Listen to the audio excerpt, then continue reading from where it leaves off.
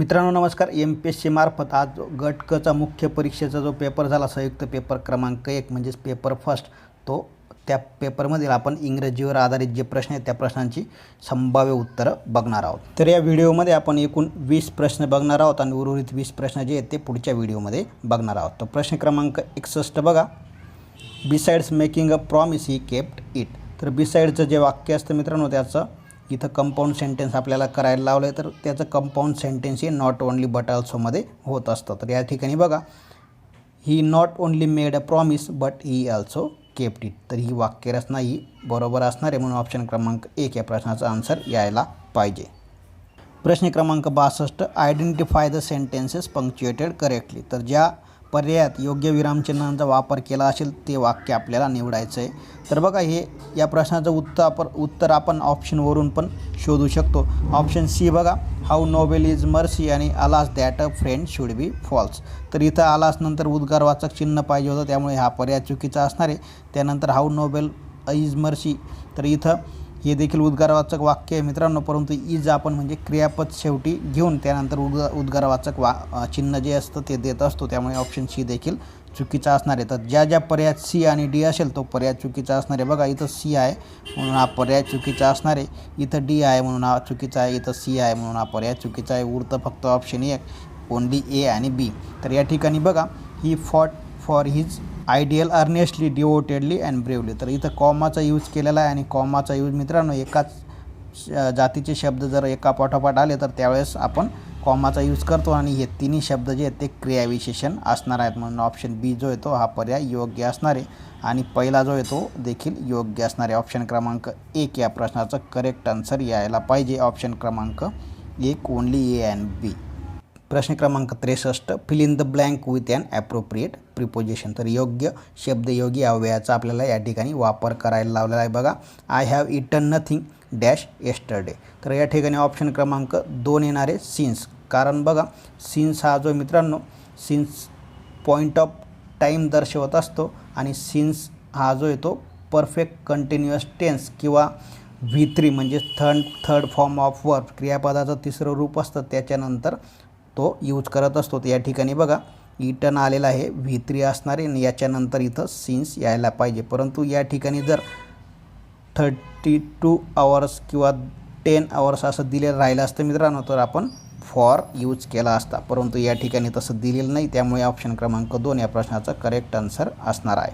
प्रश्न क्रमांक 64 बघा, match the sentences with their types. आता बी केअरफुल इथं आज्ञा आहे मित्रांनो, म्हणून ऑप्शन क्रमांक याचं 4 असणार आहे. Imperative how careful you are हे एक्सक्लेमेटरी सेंटेन्स असणार आहे, ऑप्शन बीचं 3 असेल. त्यानंतर यू आर केअरफुल याचं डिक्लेरेटिव्ह असणार आहे आणि आर यू केअरफुल याचं इंट्रोगेटिव्ह म्हणजेच प्रश्नार्थक असणार आहे, म्हणून ऑप्शन क्रमांक 1 या प्रश्नाचं करेक्ट आन्सर असणार आहे. 4, 3, 2, 1 अशा पद्धतीने याचं आन्सर यायला पाहिजे.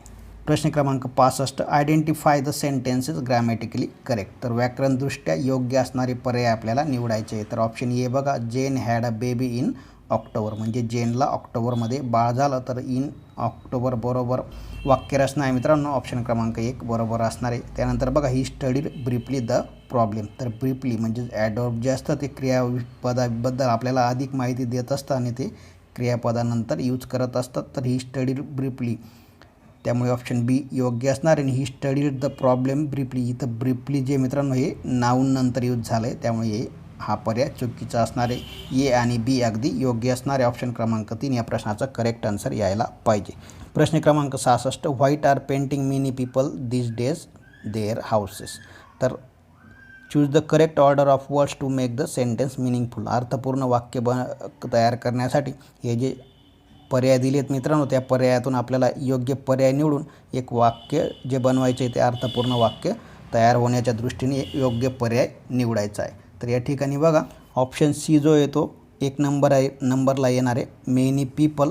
त्यानंतर आर पेंटिंग जो आहे बी हा 2 नंबरला येणार आहे, many people are painting their houses हा 3 नंबरला येणार आहे.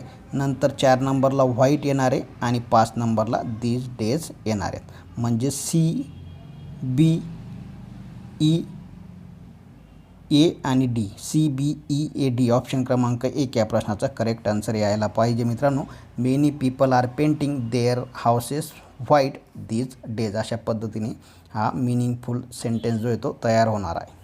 प्रश्न क्रमांक 67, identify the part of speech of the underline words in the following sentences and choose the correct option of their sequence. तर या 4 वाक्यांमध्ये जे अधोरेखित केलेले शब्द आहेत मित्रांनो त्यांची आपल्याला जात ओळखायची. तर पहिलं वाक्य बघा, he is a brave king. तर हा ब्रेव जो या ठिकाणी ॲडजेक्टिव्ह म्हणजे विशेषण असणार आहे.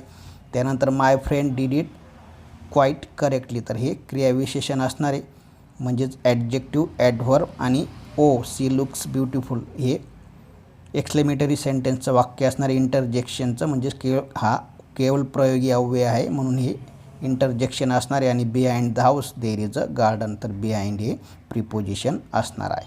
ऑप्शन क्रमांक 2 याचं करेक्ट आन्सर यायला पाहिजे, ॲडजेक्टिव्ह, ॲडव्हर्ब, इंटरजेक्शन आणि प्रिपोजिशन. प्रश्न क्रमांक 68, identify the non finite clause and its type underline in the following sentence. तर हे जे अंडरलाईन केलेलं आहे तर याचा आपल्याला योग्य पर्याय निवडायचा आहे. तर बघा, eating tobacco is injurious to health. तर हा इटिंग जो आहे मित्रांनो इट प्लस ING असा तयार झालेला आहे आणि क्रियापदाला ING प्रत्यय लागून ज्यावेळेस ते नाऊनचं किंवा सब्जेक्टचं काम करत असतो मित्रांनो त्यावेळेस त्याला आपण जिरंड असं म्हणतो, GERUND. तर ऑप्शन क्रमांक 3 नॉन फिनाईट ING नाऊन क्लॉज असा त्याचं आन्सर यायला पाहिजे. ऑप्शन क्रमांक 3 या प्रश्नाचं करेक्ट आन्सर येईल. प्रश्न क्रमांक 69, identify the sentence with correct use of adjectives.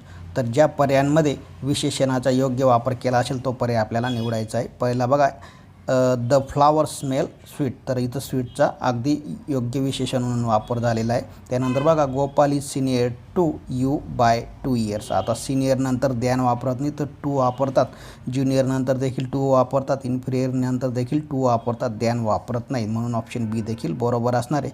त्यानंतर बघा, धिस काप इज एल्डर दॅन दॅट. इथं काप हे जे मित्रांनो ही प्राणी आहे आणि वस्तू आणि प्राणीनंतर अल्डर वापरत नाही, अल्डर नंतर द्यान देखील वापरत नाही म्हणून ऑप्शन क्रमांक C जो आहे तो चुकीचा असणार आहे. Many a times I remembered you. इथं मेनी नंतर एक वचन हे यायला पाहिजे होतं, टाईम पाहिजे होतं म्हणून ऑप्शन D देखील चुकीचा असणार आहे. तर A, B दोन्ही पर्याय जे आहेत ते बरोबर असणार आहेत. ऑप्शन क्रमांक 1 या प्रश्नाचं करेक्ट आन्सर यायला पाहिजे. प्रश्न क्रमांक 70, fill in the blank with most appropriate form of the verb given in the bracket. तर हा ब्रॅकेटमधला जे क्रियापद आहे त्याचं आपल्याला योग्य रूप इथं लिहायचं आहे. तर बघा, we dash for you for 2 hours, म्हणजेच आम्ही तुझी 2 तासापासून या ठिकाणी वाट पाहत आहोत. ऑप्शन क्रमांक 1 यायला पाहिजे, we have been waiting for you for 2 hours. ऑप्शन क्रमांक 1 या प्रश्नाचं आन्सर येईल. प्रश्न क्रमांक 71, identify the complex sentences in the following. तर कॉम्प्लेक्स सेंटेन्सचा जो योग्य पर्याय असेल ते निवडायला लावलं आहे.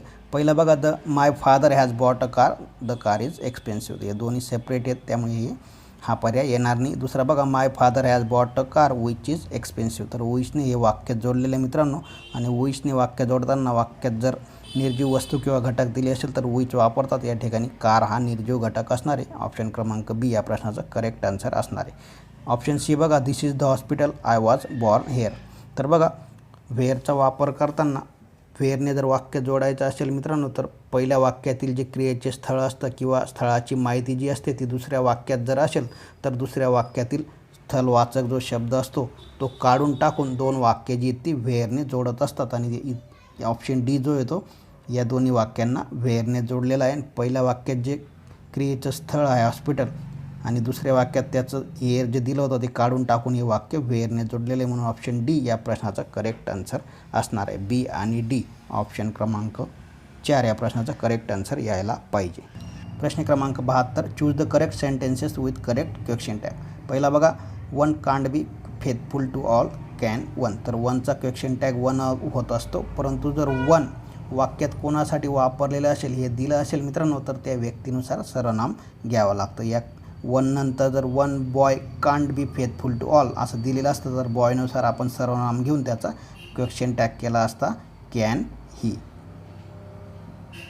म्हणून ऑप्शन A जो येतो योग्य असणार आहे. त्यानंतर बघा, we have lunch at 1 PM do we. तर हॅव जो आहे मित्रांनो इथं V1 आहे म्हणून या ठिकाणी डू वीच्या ऐवजी डोंट वी यायला हवं होतं.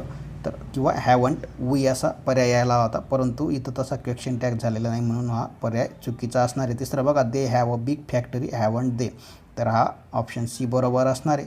नंतर डी बघा, she is in her 60s doesn't she, तर डझनच्या ऐवजी इजंट सी पाहिजे होतं म्हणून डी पर्याय देखील चुकीचा आहे. ऑप्शन ए आणि ऑप्शन सी हे दोन पर्याय बरोबर असणार आहेत. ऑप्शन क्रमांक 4 या प्रश्नाचं आन्सर यायला पाहिजे.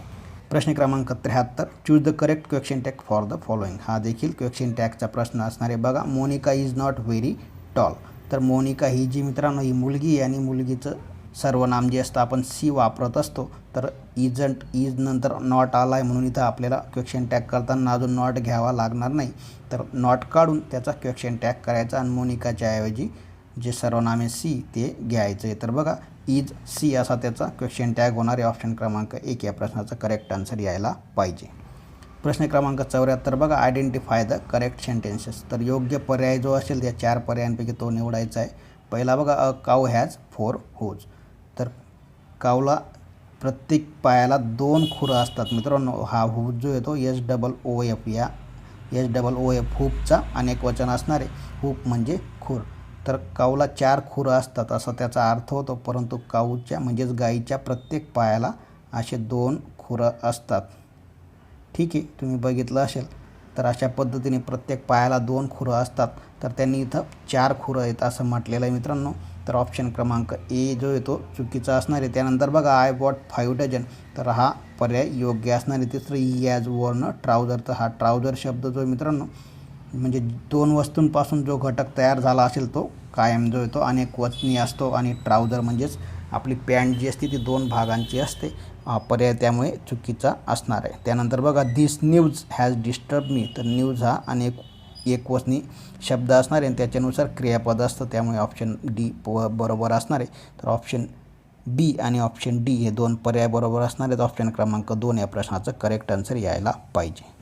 प्रश्न क्रमांक 75, मॅच द फॉलोइंग, जोड्या लावाचा प्रश्न आहे. तर केनेल बघा, केनेल म्हणजे ज्या ठिकाणी कुत्रं ठेवतो किंवा कुत्रं राहतं त्याला केनेल म्हणतात. Place where dogs are kept. त्यानंतर स्पिन्स्टर म्हणजे कुमारिका, ॲन अनमॅरिड वुमन. त्यानंतर पॉलिगॅमी म्हणजे एकापेक्षा जास्त बायका असणारा पुरुष जो असतो व्यक्ती, त्याला आपण पॉलिगॅमी म्हणतो. तर बघा, हॅविंग सेव्हरल वाईव्ज, इथं बघा वाईफचं हे अनेक वचन असणार आहे.